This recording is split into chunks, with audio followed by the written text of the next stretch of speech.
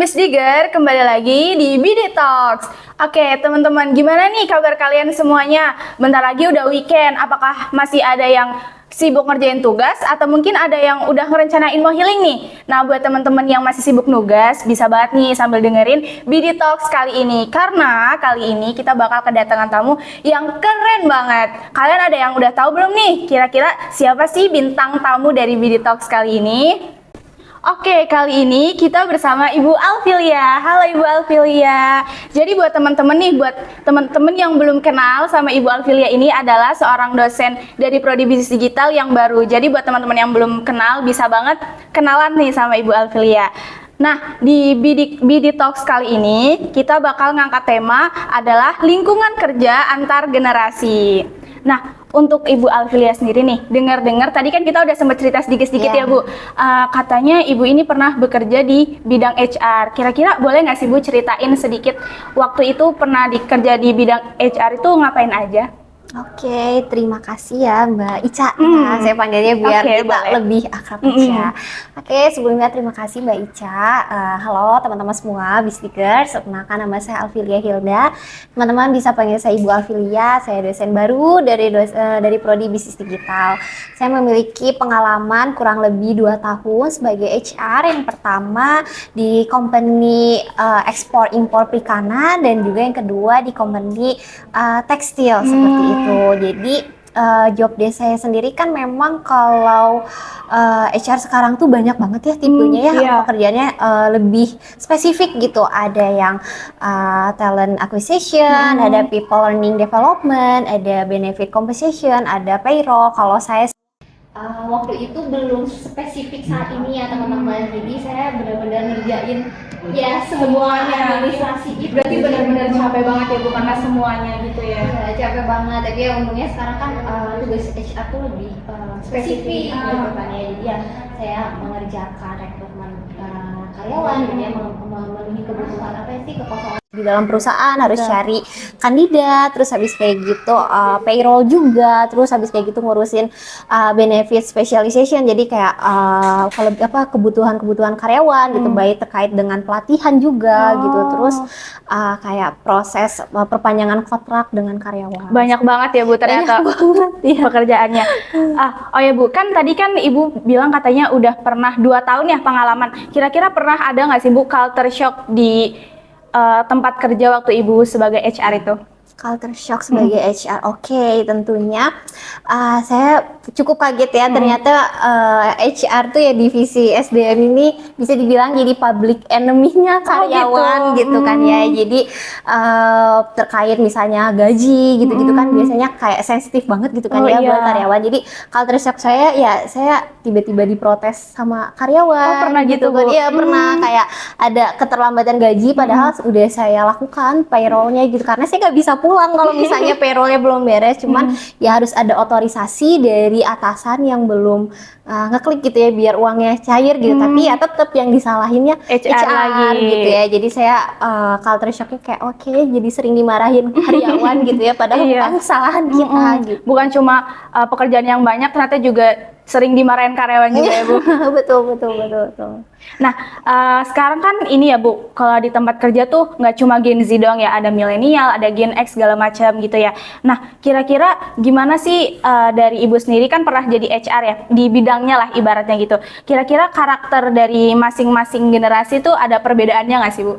Oke, terkait generasi ya banyak banget gitu ya di belakang Gen Z ini gitu ya. Sebenarnya terkait dengan perbedaan generasi ini sangat menarik ya teman-teman, dan benar-benar sangat mempengaruhi bagaimana bersikap gitu ya di lingkungan kerja gitu ya. Ciri khas gitu kan tadi ya kata Mbak Ica.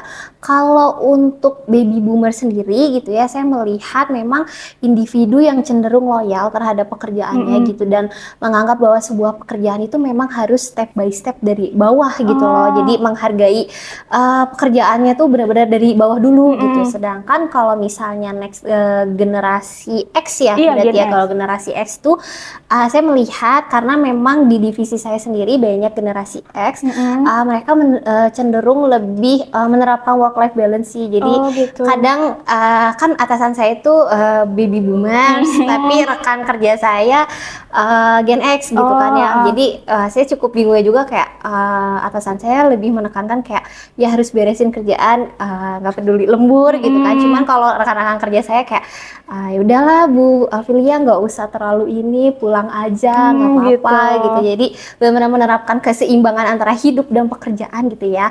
Kalau generasi milenial sendiri, sejujurnya saya paling akrab banget sama gen milenial ya, karena memang nggak begitu jauh sih ya sama Gen saya, Oh, iya. sama saya gitu kan. Terus abis kayak gitu, kalau generasi milenial tuh lebih cenderung kadang menghidupkan mereka tuh bisa jadi jembatan antara Gen Z sama generasi-generasi sebelumnya gitu. Jadi jokes mereka tuh kadang lebih masuk juga ke generasi sebelumnya, masuk juga ke generasi ke Gen Z sendiri. Di tengah-tengah gitu ya, Bu? Ya, betul banget gitu ya. Kadang kan kalau Gen Z masih suka canggung tuh permulaannya gimana. Kalau misalnya ada generasi milenial tuh bisa ngebantuin saya banget sih kalau untuk komunikasi sama generasi sebelumnya. Nah, kalau Gen Z ya, fun fact, saya juga Gen Z ya teman-teman semua gitu ya.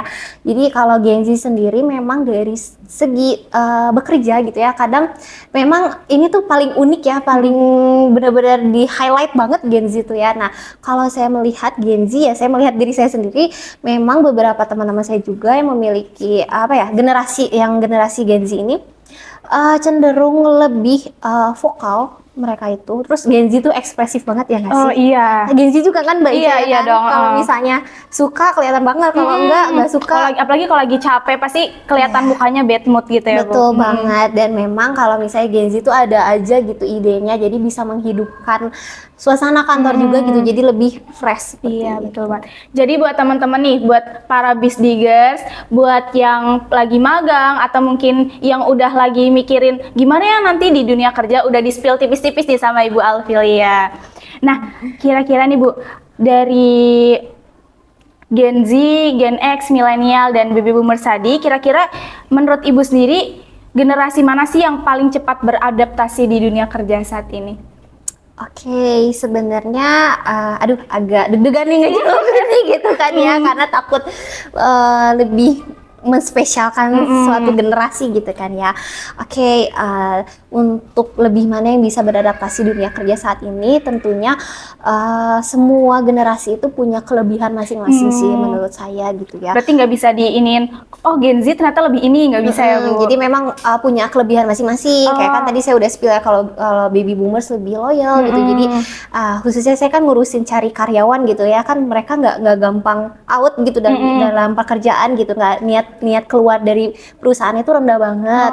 Gitu. Terus kalau misalnya Gen Z gitu kan benar-benar tech savvy kan, kita udah biasa banget namanya teknologi, dan memang kalau ngasih informasi ada suatu perubahan di dalam organisasi, memang lebih bisa ngarahin Gen Z sama milenial sih gitu kan ya. Kalau Gen Z kan memang dari kecil tuh udah biasa banget teknologi. Kalau milenial dari awalnya ini, awal hype-nya teknologi yang masih masuk gitu ya, transisinya masih biasa gitu, jadi bisa mengoperasikan teknologi. Jadi ya masing-masing punya kelebihan sih gitu ya, untuk bisa beradaptasi dalam dunia kerja saat ini. Oke teman-teman Bisdiga, terima kasih yang udah nonton sampai akhir, dan terima kasih juga untuk Ibu Alfilia yang udah berbagi pengalaman dan juga cerita buat kita semua. Nah, buat teman-teman yang punya pertanyaan, bisa banget kontak kami lewat Instagram dan juga YouTube atau media sosial kita yang lain. Jangan lupa like, comment, dan subscribe. Terima kasih. Bye-bye.